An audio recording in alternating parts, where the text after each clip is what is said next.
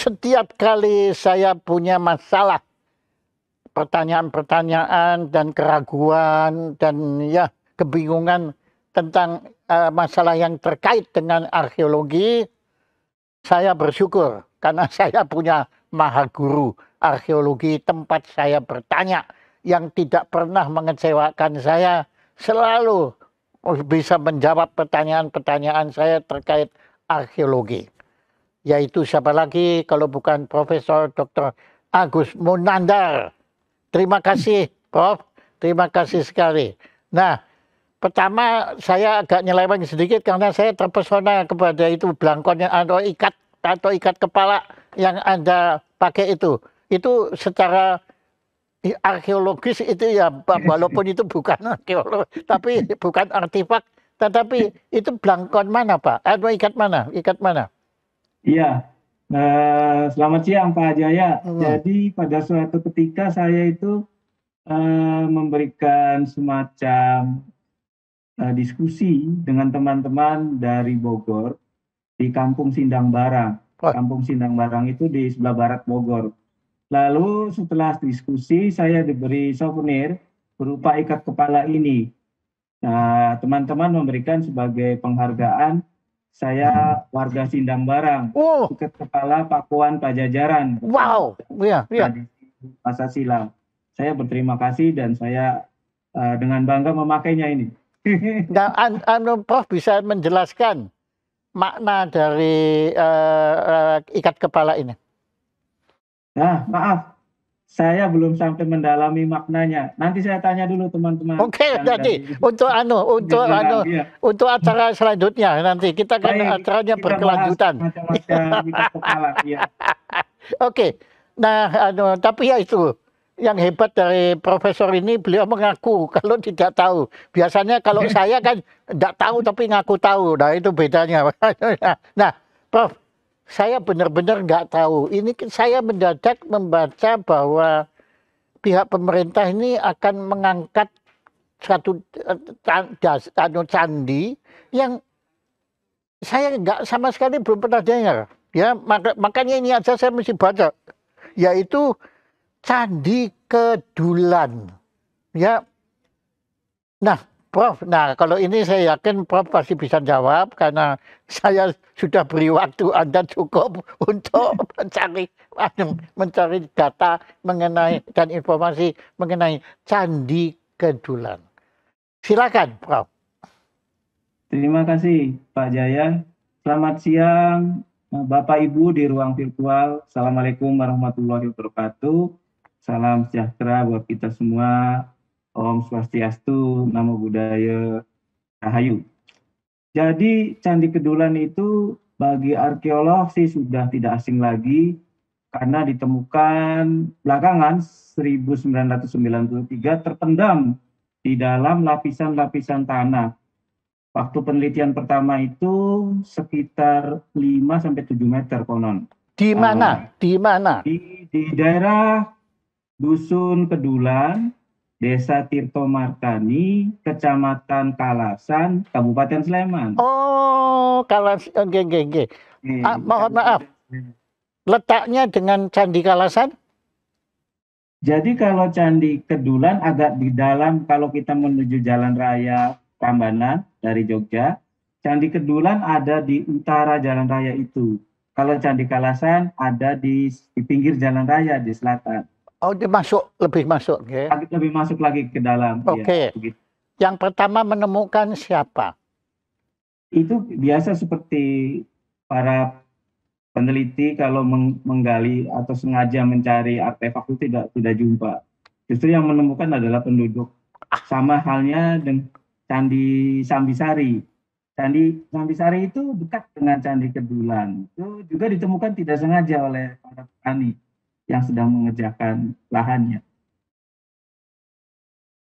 Oke, silakan lanjut. Ya. Nah, terus Candi Kedulan akhirnya diteliti oleh teman-teman arkeologi dari BPCB Prambanan, dan waktu diadakan ekskavasi berangsur-angsur, nampaklah ada suatu sistem percandian. Ditemukan arca-arca di sana dan arca-arcanya bernapaskan atau bercorak Hindu Saiwa. Jadi Candi Kedulan itu berlatar belakang agama Hindu Saiwa. Apalagi ditemukan yoni besar yang tergeletak di candi induk, runtuhan candi induknya itu. Jadi diadakanlah pemugaran sampai kalau tidak salah berlangsung sampai tahun yang lalu itu sudah selesai dipugar berdasarkan data yang tersedia. Jadi mungkin tidak akan lengkap lagi sebagaimana candi-candi yang lain.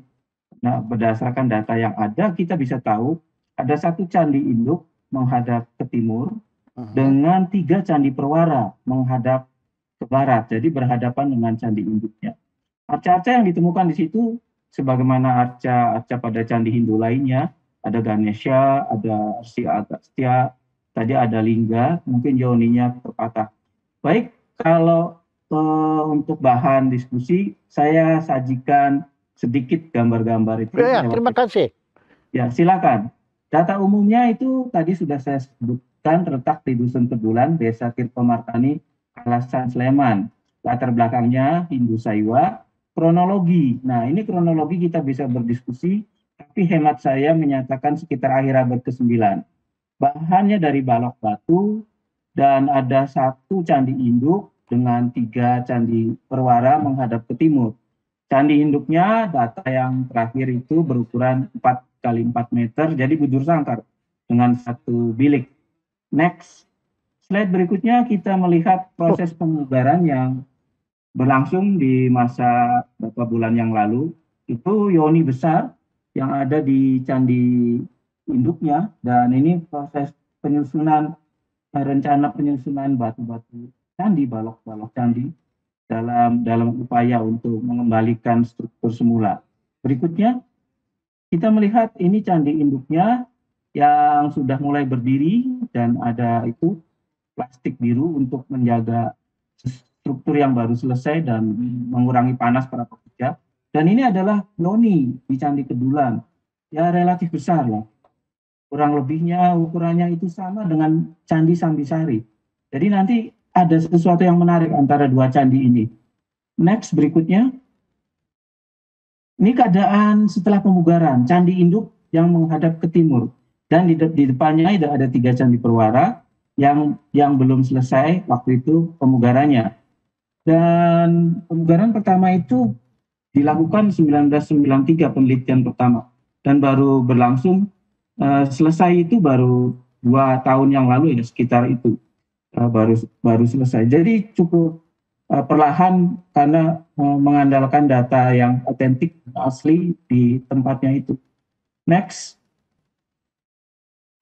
Nah, 3 perwara yang sudah selesai dikembalikan, walaupun demikian tidak itu benar, karena itu diduga candi-candi perwara ini dulu tidak beratap, tanpa atap, terbuka begitu saja.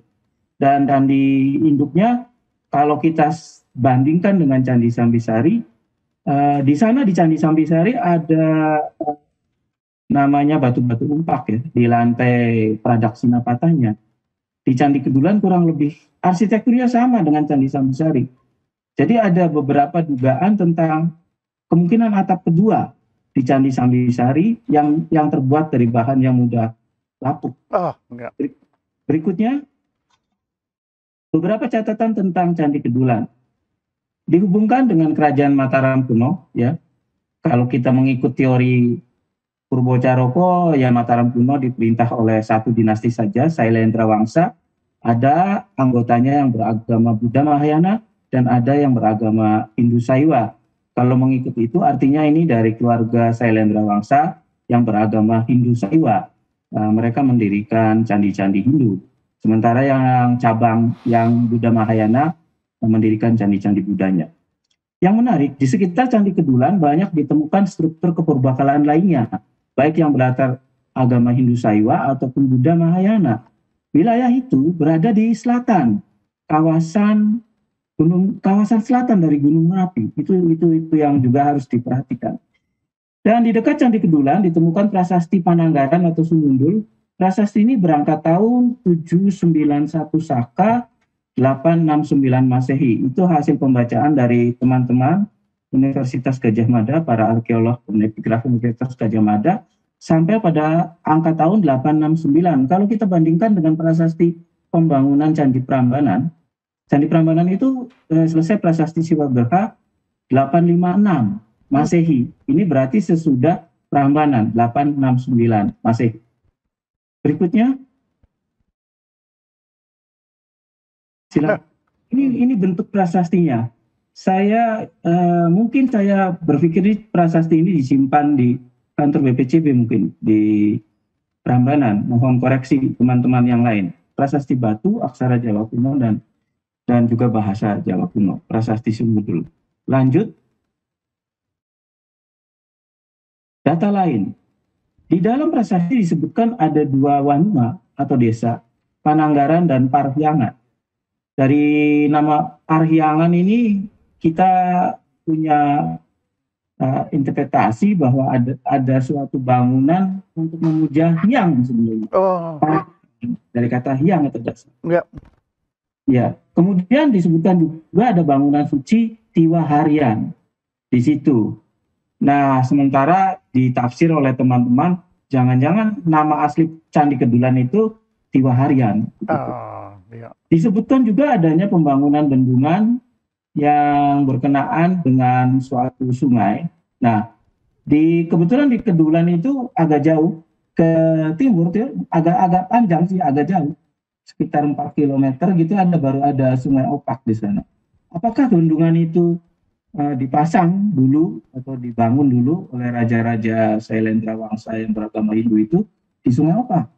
Terus karena letusan Gunung Merapi yang berkali-kali sehingga bendungan itu rusak, dan Candi Kedulannya sendiri bersama dengan Candi Sambisari itu tertutup oleh tanah yang mengeras, lahar itu sampai 5-7 meter dari muka tanah sekarang.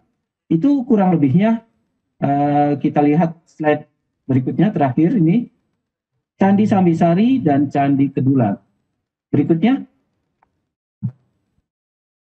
2 candi itu secara arsitektur mirip dan keduanya beragama Hindu Saiwa.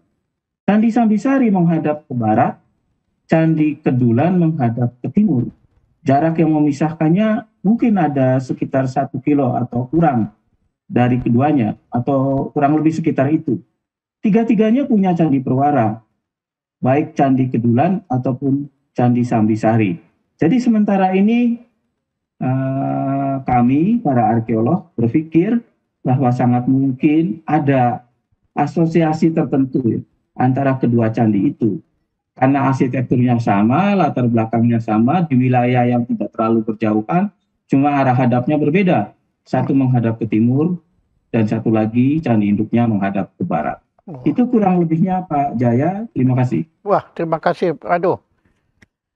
Ya, saya mengikutinya dengan rasa kagum, bahkan ada juga rasa terharu. Karena begini, ini maaf saya bicara sebagai kaum awam, ya, sebagai rakyat yang nggak mengerti apa-apa, tapi setahu saya dahulu waktu kita menggali Candi Borobudur itu kan kita banyak dibantu oleh luar negeri, bahkan UNESCO ikut campur, ya, arkeolognya juga waktu itu banyak arkeolog asing. Nah, mohon penjelasan di Prof, apakah kita dalam penggalian dan pemugaran Candi Kedulan ini kita sudah bisa mandiri para arkeolog Indonesia ini? Silakan. Iya, Pak Jaya. Setelah pemugaran Candi Borobudur dan bahkan sebelumnya untuk candi-candi kecil itu kita sudah melakukannya sendiri. Oh, tentu saja untuk Candi Kedulan kita semua melakukannya sendiri.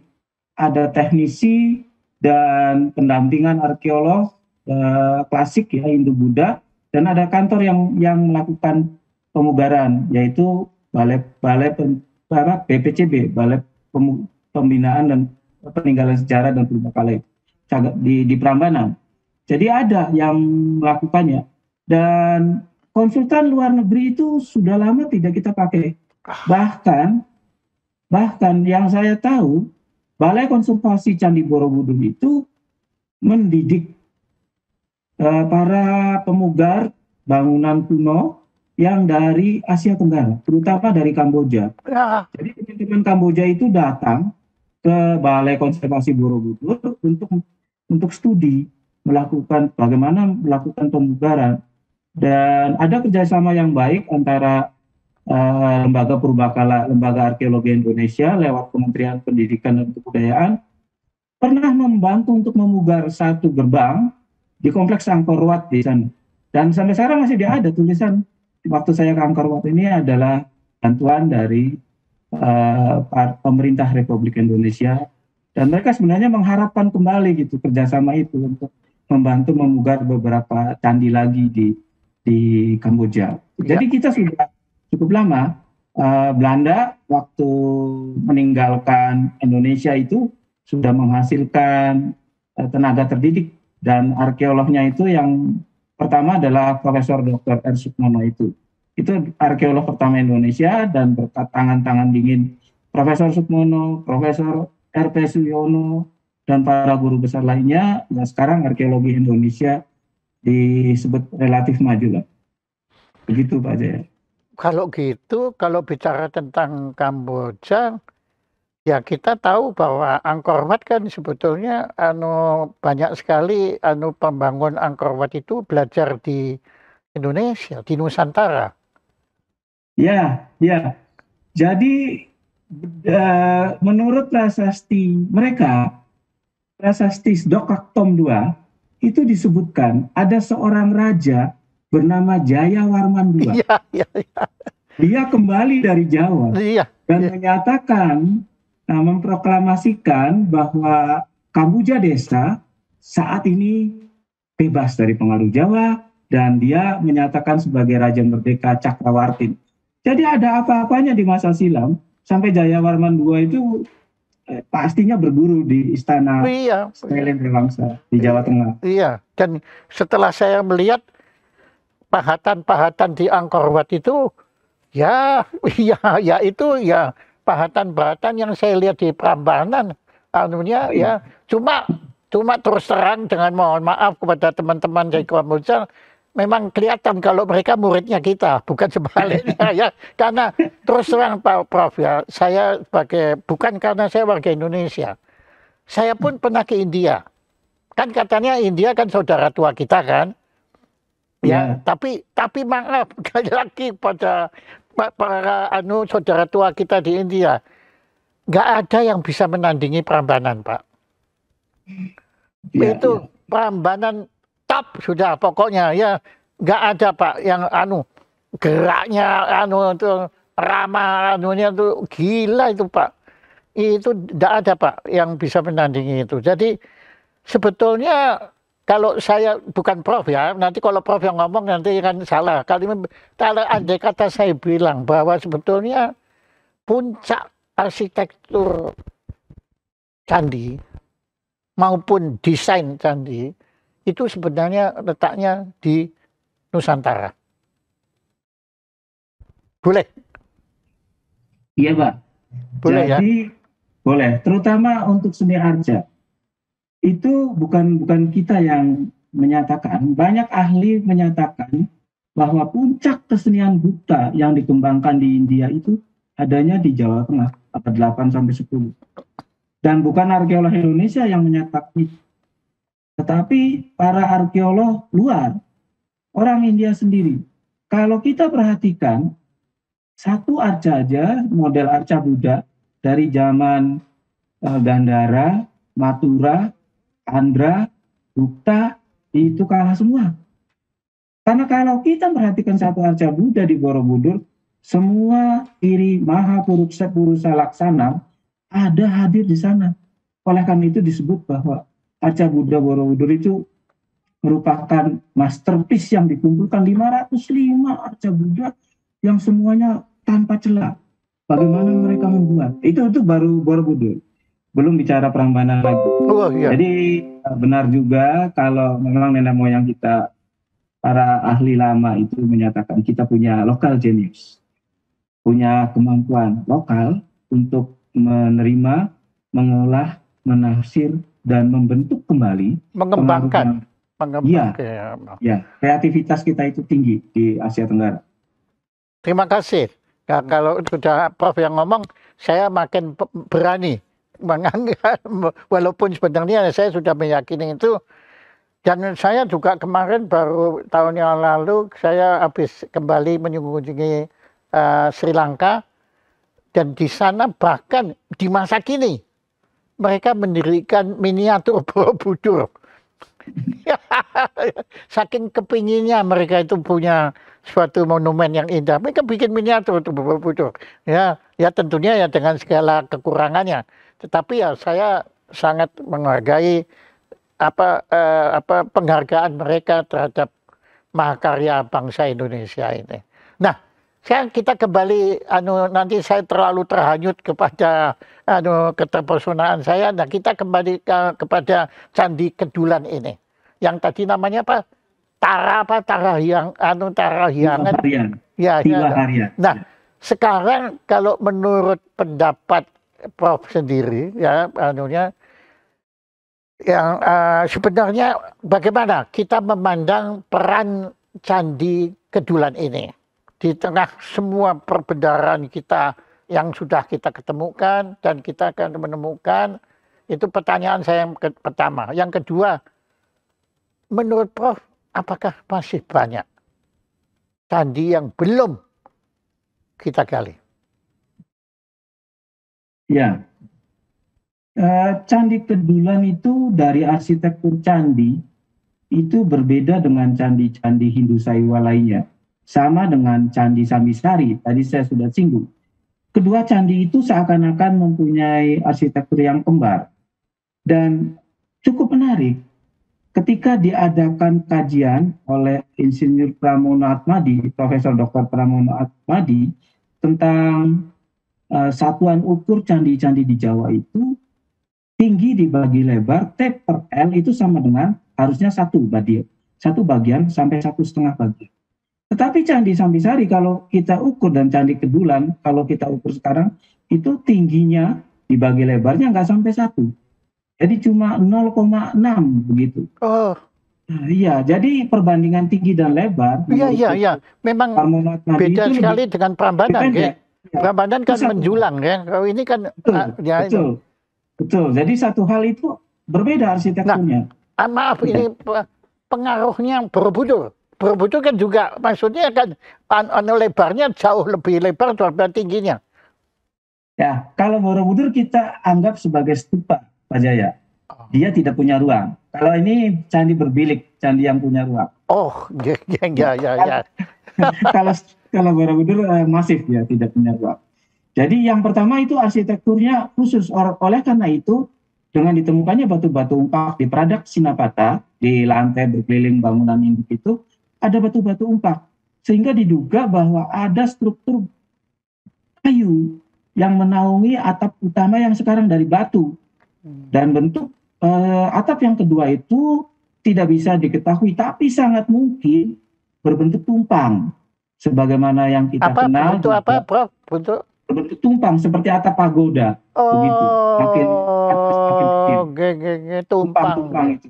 Karena seperti itu ya, atapnya Universitas Indonesia itu di belakang itu. Itu disebut atap tumpang itu. Nah, sangat mungkin seperti itu. Tapi karena termakan usia, jadi tidak ada lagi jejaknya. Cuma ada batu-batu umpaknya saja. Dari kedudukan arsitektur itu sebenarnya ada satu candi lagi yang sangat-sangat mirip dengan dua candi ini, yaitu Candi Klero. Candi mana Candi Klero? Kalau tidak salah di Ambarawa, di Semarang Selatan itu. Itu candinya kecil, memang agak masuk ke pedalaman, dan sekarang mungkin sudah bakal jadi ramai karena tanah lahan di sekitarnya sudah dibeli pengembang itu Candi Klero. Candinya kecil di tengah dan ada sisa batu umpak. Cuma bedanya kalau di Sambisari dan Kedulan punya pagar keliling punya pagar langkan seperti Borobudur itu atau Wedika. Jadi seseorang yang naik ke kaki candi untuk berkeliling tubuh candi di Sambisari dan Kedulan itu tidak terlihat dari bawah karena punya pagar langkan. Maaf, tadi Prof menyebut yang di Ambarawa itu candi apa? Candi Klero. Itu sudah digali? Sudah dipugar. Tapi Tetapi data yang ada Pak Jaya, lengkap data yang ada dipasangkan kembali. Yang kedua adalah atapnya itu. Sangat mungkin ada atap yang terbuat dari bahan yang mudah lapuk juga, yang tidak bisa kita duga seperti apa. Jadi Candi Klero, Candi Kedulan, dan Candi Sambisari itu suatu gaya arsitektur percandian tersendiri. Gaya arsitektur oke, candi. tapi begini, tadi Anda menyebutkan lahannya itu sudah dibeli oleh pengembang. Iya, saya terakhir ke sana itu ke Candi Klero itu sudah dikapli-kapli gitu, bakal jadi ini perumahan di Candi Klero di Nah, sekitar Candi pertanyaan Klero. saya, apakah Candi Kleronya bisa musnah? Iya, tidak, sudah dibeli oleh pemerintah. Lahan Candi Klero aja sih sudah dibatasi Oh, sebagai situs purbakala. Cuma sekitarnya lahan di luar Candi Klero kan yang berdampingan itu masih punya penduduk, masih milik penduduk setempat, dan itu kan oleh penduduk bisa dijual, bisa dibangun apapun begitu. tapi kalau Candi Kleronya sendiri terlindung, ya? Aman. Oh ya sudah, Ya. ya sudah. Ya saya pikir, waduh, kalau mau digusur, waduh, saya kira Prof akan demo ya. Nah, tadi kan Candi Sari tadi dan Candi Kedulan ini kan berhadapan. Berpunggung-punggungan. Oh, malah berpunggung gini.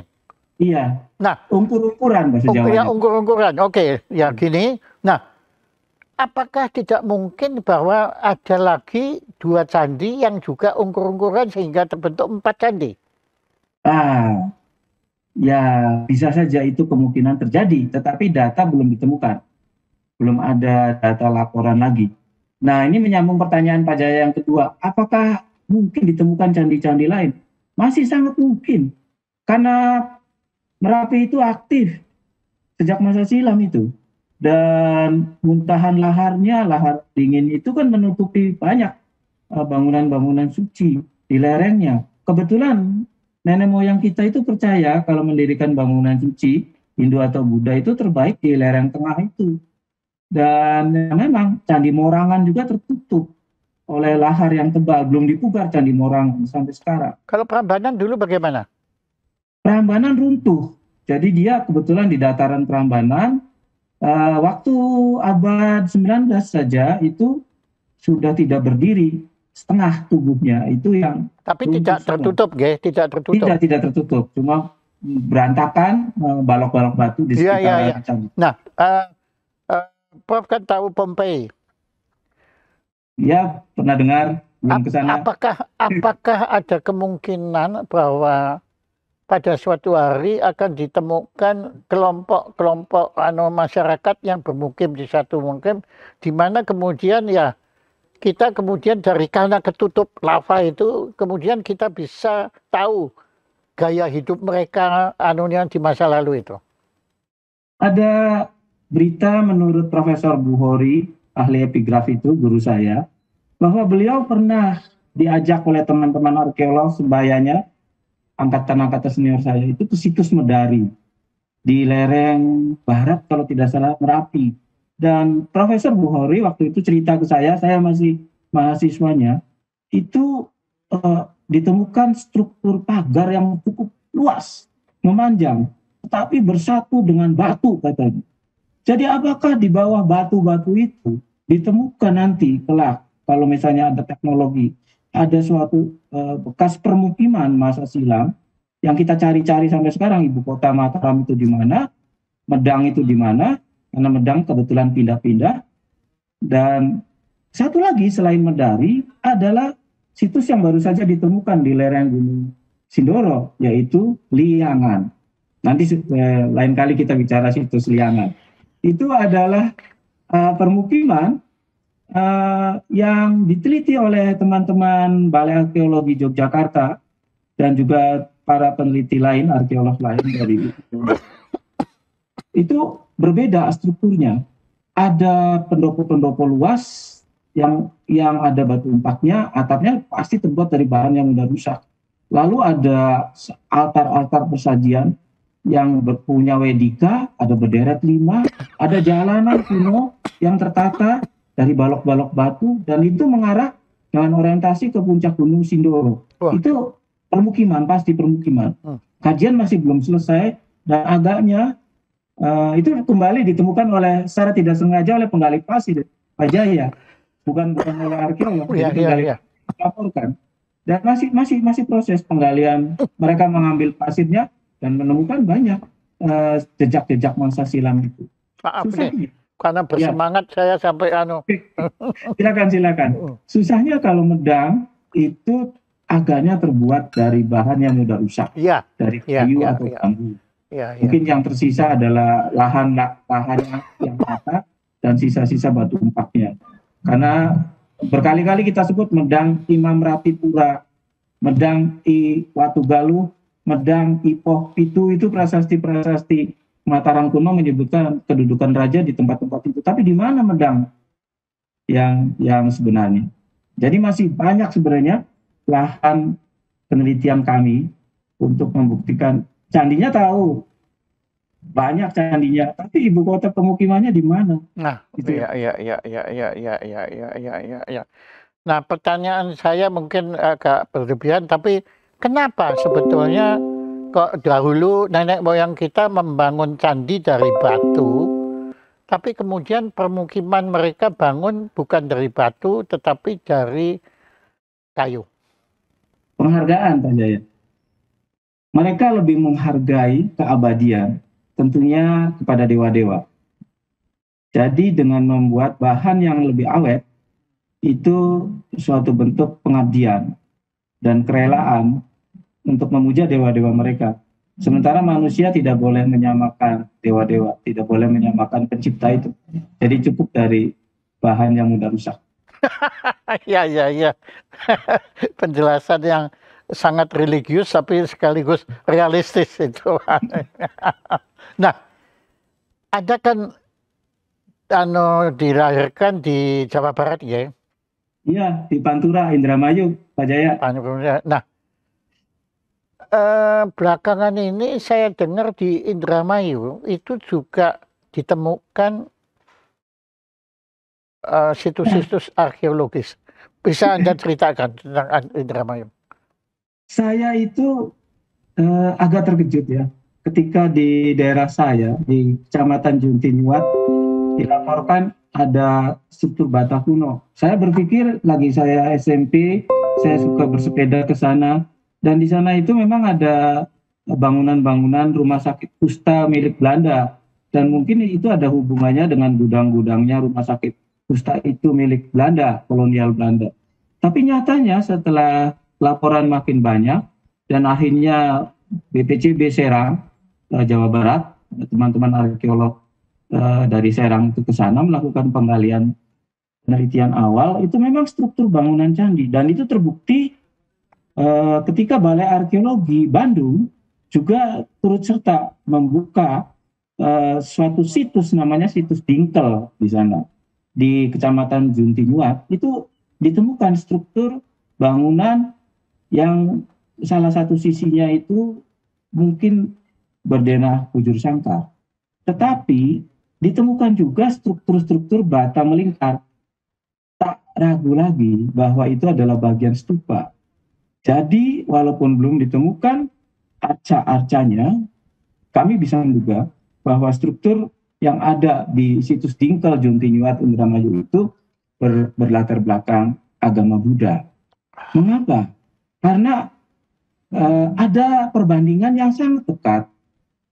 Indramayu itu di muara sungai di Das Cimanuk, dan di baratnya ada Das Citarum.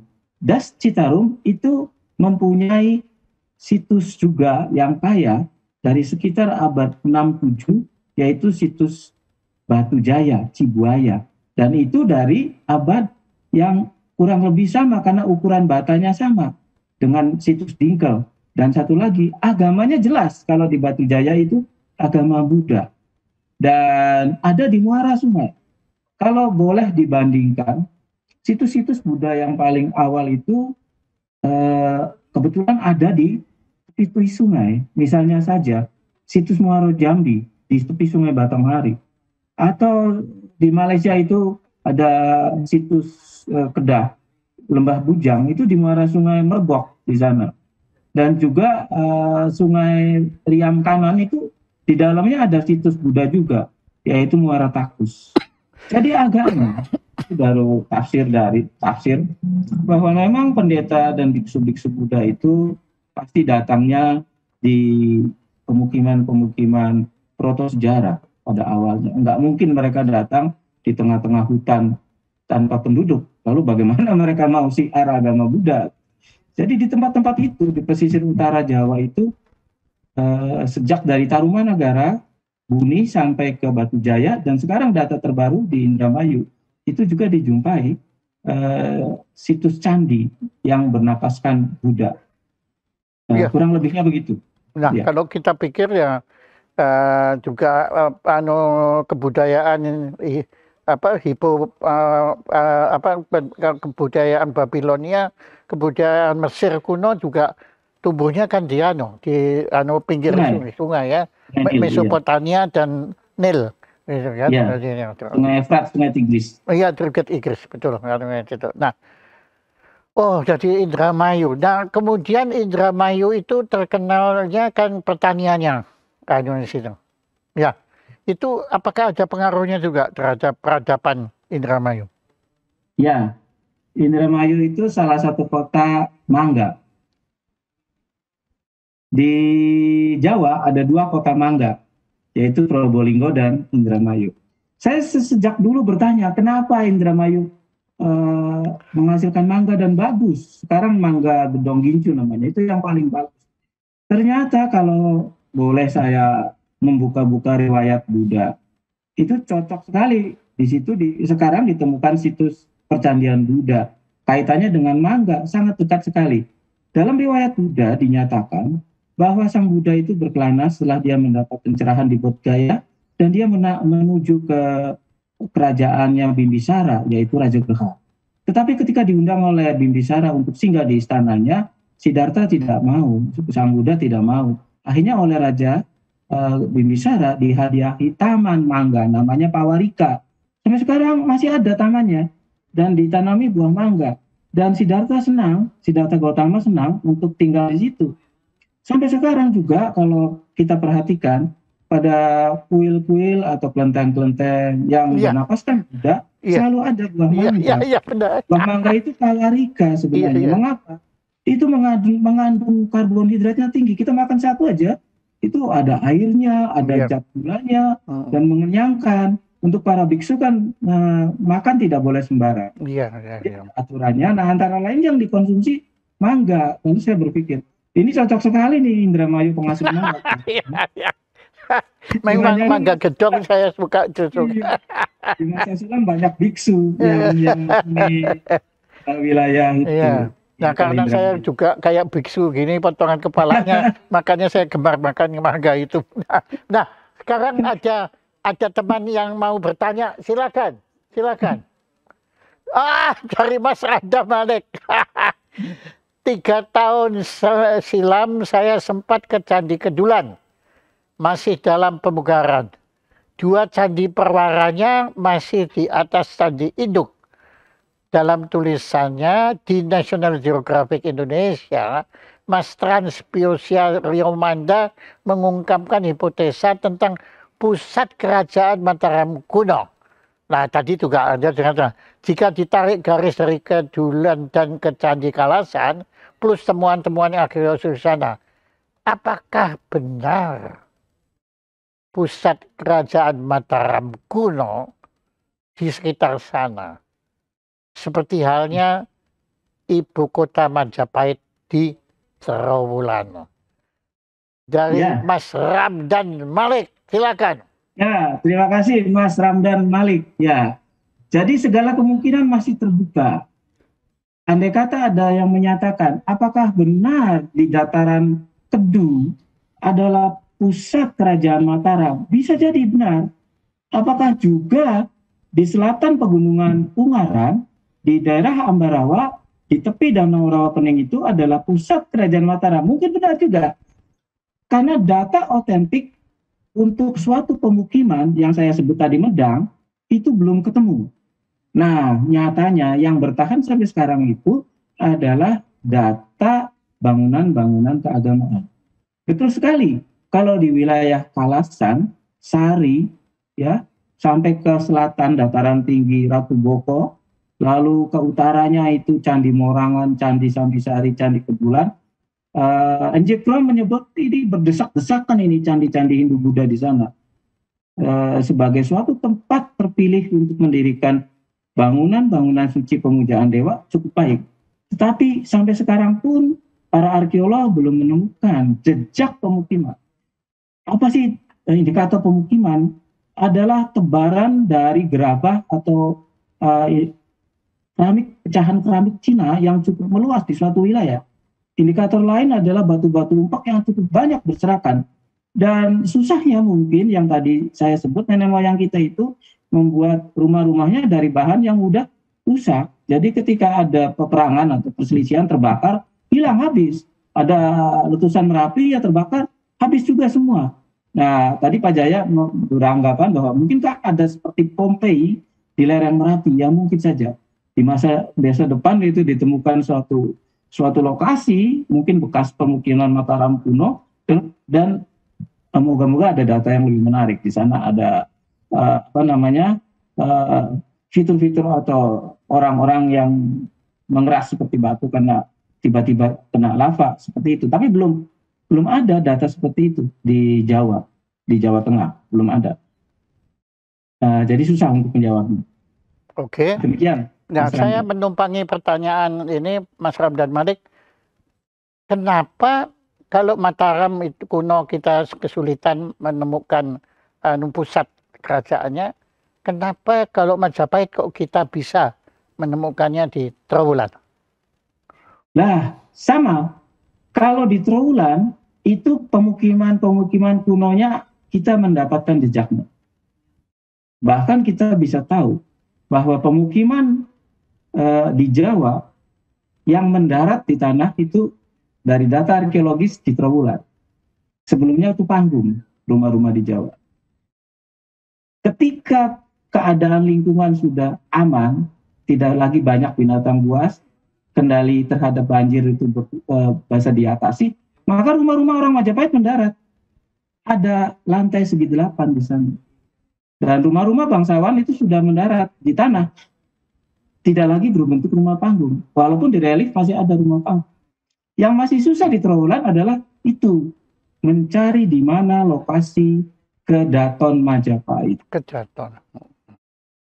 Di mana istana Majapahit. Kalau tebaran pemukiman memang ditemukan di banyak lokasi. Di sekitar Sebaran itu pemukiman penduduk biasa. Begitu. Tetapi kalau kita bicara Singosari, pendahulu Majapahit, kita tidak menemukan kira-kira di mana ya ibu kota Singosari atau tempat kedudukan Singosari, Raja Singosari. Ketika Kertanegara terbunuh pada malam serangan Jayakatwang itu, istananya di mana? Yang kita tahu adalah Candi Singosarinya di sana, ada candi. Tapi apakah istananya dekat situ? Nah itu dia kembali, datanya yang kurang. Ya bahan yang mudah rusak itu. Iya. Menarik sekali. Masih ada lagi? Ya? Oke. Oh banyak. Ayo. Nah, ini dari Pak Heri Sarjono. Apakah yang melatar belakangi pembangunan Candi Kedulan? Mungkinkah ada prasasti pendukungnya? Wah, ini pertanyaan arkeologis. Silakan. Ya, terima kasih Pak Heri Sarjono. Tadi sudah disinggung dalam diskusi kami, ada prasasti Sumudul di situ. Dan prasasti itu ditemukan tidak jauh dari Candi Kedulan. Bahkan masih di dekat lahan-lahan Candi Kedulan itu ditemukan. Jadi kita berpendapat bahwa prasasti Sumudul itu berkaitan dengan prasasti Candi Kedulan.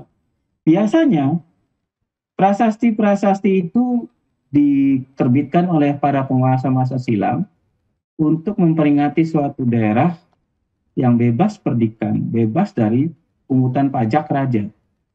Karena hasil dari daerah itu, tadi disebutkan ada 2 desa, Paninggaran dan Sumugul, di hasilnya itu diabdikan untuk keperluan bangunan suci. Jadi kira-kira Candi Kedulan itu kenapa didirikan? Pasti untuk pemujaan dewa.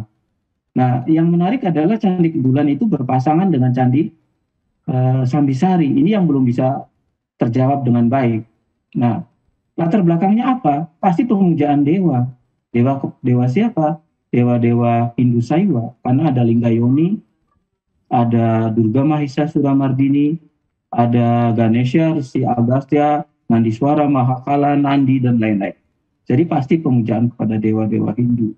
Prasastinya disebutkan tadi Prasasti Sumugul, dan agaknya pembebasan dua desa itu untuk keperluan Candi Tiwaharian tadi, yang sementara dianggap oleh para arkeolog, mungkin nama aslinya nih Kedulan. Lalu ada juga kaitannya dengan pembuatan bendungan tadi. Jadi pembuatan bendungan yang mungkin terjadi di Sungai Opak itu berkaitan juga dengan pembangunan candi-candi. Jadi pemujaannya dilakukan di candi-candi itu. Dijadikan daerah perdikan, penghasilan desa-desa itu untuk pemeliharaan bangunan candi dan juga untuk pemeliharaan bendungan. Yang menarik adalah desa Candi Kedulan itu berdiri. Namanya masih mengingatkan secara toponimi pada air Tirto Martani. Tirto Martani kan artinya air amerta, tirta, air, martani, martena, martani, amertani. Jadi itu masih berkaitan dengan, saya duga dulu ada sumber mata air atau tuk ya, yang sangat bagus di wilayah sekitar Kedulan. Mungkin sekarang tuknya itu sudah mati ya, teruruk oleh lahar Gunung Merapi. Jadi demikian. Nama toponimi, nama-nama tempat di suatu daerah juga kita harus cermati. Karena ada nama Sumundul, kata dasar dul, dusunya Kedulan, dul. Lalu di Carita Parahyangan ada Sang Hyang Kedul, dul.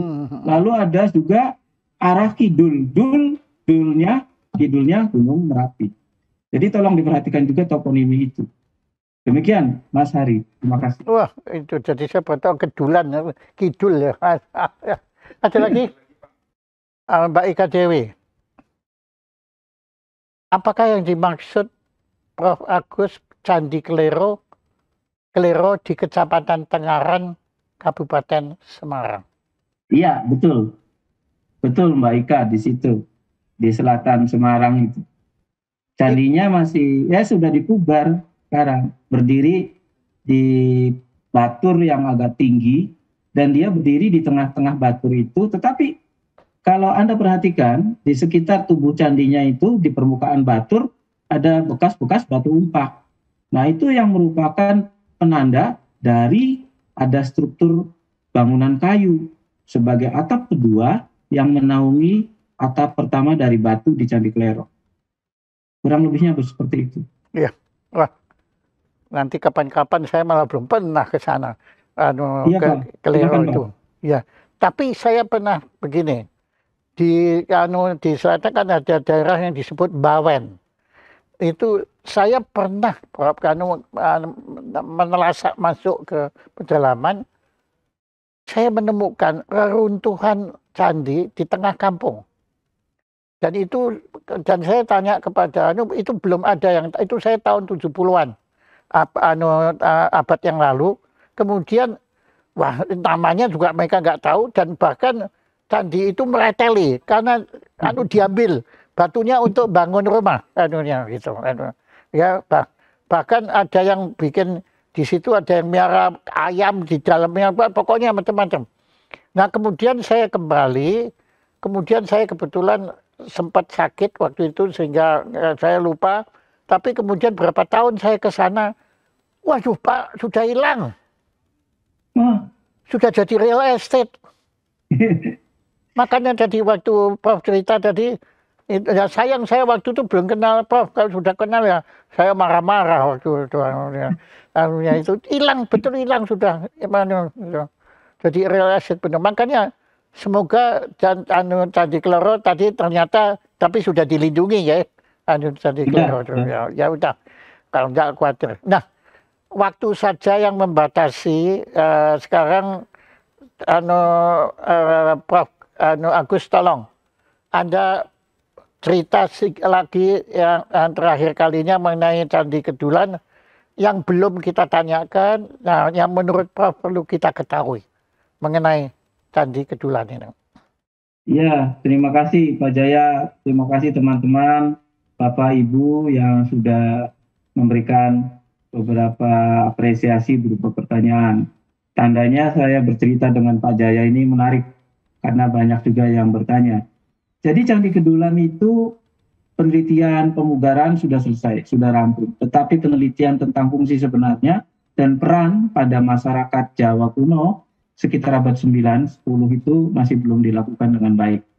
Sama dengan candi-candi lain juga. Seperti kita tahu tentang Candi Sambisari dengan baik, tetapi kedekatan arsitektur antara Sambisari dengan Kedulan itu harus dicermati lagi. Keduanya itu berungkur-ungkuran ya, kalau bahasa Jawa itu tidak saling berhadapan, tetapi berpunggung-punggungan. Sambisari menghadap ke barat, Kedulan menghadap ke timur, dalam arsitektur sama, dalam nafas keagamaan yang sama, dan jaraknya tidak terlalu jauh. Nah, kajian terhadap keistimewaan ini belum dilakukan. Mungkin sudah dilakukan, saya belum tahu saja. Dari teman-teman arkeolog yang ada di Jogja dan di kajian di Prambanan, di kantor-kantor yang arkeologi di Jawa Tengah, mungkin juga ada.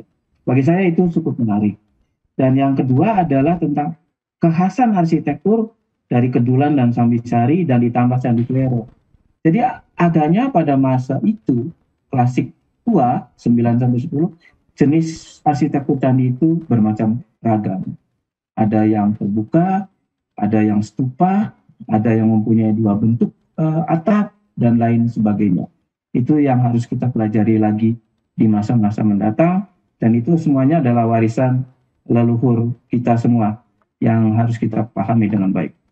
Terima kasih Pak Jaya. Aduh, terima kasih Prof. Dan ini untuk menambah koleksi Anda. Ini Anda sudah kebanyakan saya kira, tapi ya sudah. Kalau perlu ditaruh di gudang, sudah kepenuhan dari terima kasih kepada penghargaan Profesor Dr. Agus. Saya masang di ruang kerja saya di fakultas. Tepuk tangan untuk Prof. Agus.